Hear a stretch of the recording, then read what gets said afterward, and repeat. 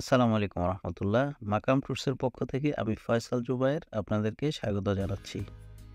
আজকের ভিডিওতে তুরস্কের অত্যন্ত জনপ্রিয় একটা টুরিস্টিক সিটি কাপাদোকিয়ার নর্থস ট্যুর বা রেড ট্যুর সেটা সম্পর্কে আপনাদেরকে বিস্তারিত বর্ণনা তুলে ধরব। সো চলেন শুরু করা যাক।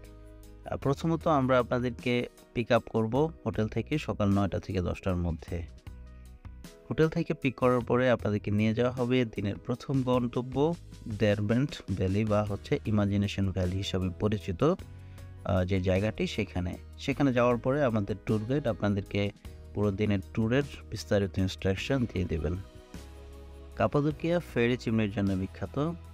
ফেরি চিমনিটা বেসিক্যালি লক্ষ লক্ষ বছর আগে শুরু হওয়া আগ্নেয়গিরির বিস্ফোরণ থেকে উৎপত্তি হওয়া এক ধরনের পাথরের স্ট্রাকচার, যেটা চওড়ায় 1 থেকে 15 মিটার পর্যন্ত হয় আর উচ্চতায় কখনো কখনো 130 ফুটের মতো লম্বা হয় অনেক সময়।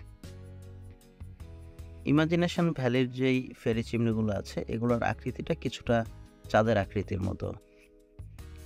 আমাদের দিনের দ্বিতীয় ভ্রমণের জায়গা হবে মংস ভ্যালি। মংস ভ্যালিটা মূলত 3 মাথাযুক্ত বা 3 হেডেড ফেরি চিমনির জন্য বিখ্যাত। আর এটার যে স্টানিং আর্ট পিলারগুলো আছে এগুলো একটা আঙ্গুর ক্ষেত দিয়ে বেষ্টিত, যেটাকে পাশার আঙ্গুর ক্ষেত বলে থাকেন বা পাশা বা। এরপরে আমাদের গন্তব্য হবে গরমে ওপেন এয়ার মিউজিয়ামে।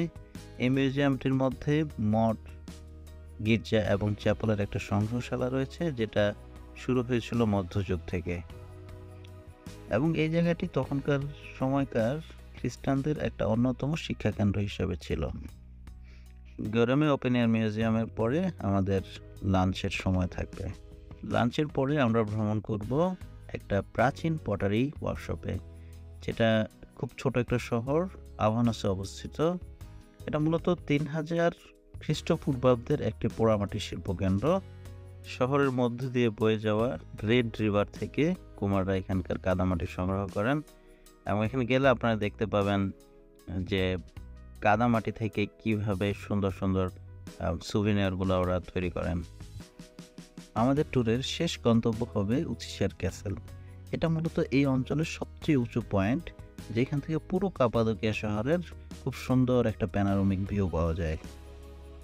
ট্যুর শেষে যথারীতি আমাদের ট্যুর গাইড এবং ট্যুর গাড়ি আপনাদেরকে আপনাদের হোটেলে পৌঁছে দেবে।